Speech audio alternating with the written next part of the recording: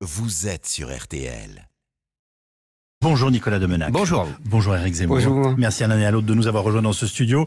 Emmanuel Macron va donc finalement prendre la parole en début de semaine sur la crise des Gilets jaunes. Est-ce qu'il était temps ou est-ce qu'il est d'ores et déjà trop tard? Nicolas Demenac.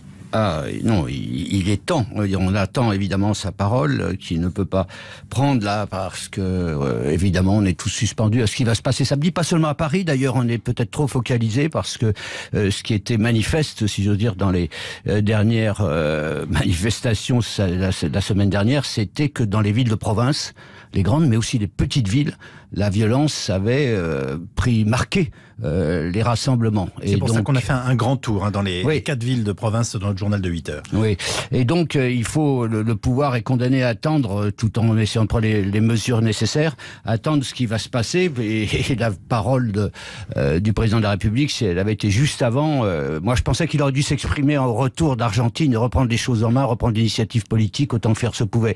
Il l'a pas fait, donc maintenant il est obligé d'attendre, et il sera obligé de tenir un double discours, fermeté sur l'ordre, en fonction évidemment de ce qui se passera, et fermeté sur la justice, et fermeté contre les riches, parce que là il va devoir mettre un genou à terre et le droit.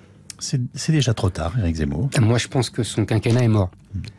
On voit bien la technique qui est tout à fait dans l'esprit des institutions, d'ailleurs il n'y a rien à dire, c'est-à-dire qu'on essaye de changer de bouc émissaire. Comme Emmanuel Macron attirait trop de haine, et que c'est pas normal dans l'esprit des institutions. Vous savez, j'ai coutume de dire, la Ve République, c'est comme les trois mousquetaires. Il y a le gentil roi Louis XIII et le méchant Richelieu. Donc on essaie de repasser vers Philippe pour être le méchant Richelieu.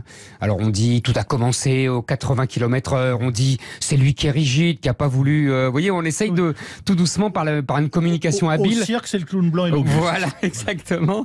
Vous voyez, on essaie de tourner vers le... Bon, c'est de bonne guerre, c'est pas une critique en vérité, mais il me semble que c'est trop tard, que normalement ça s'installe, vous voyez, l'archétype, c'est bas,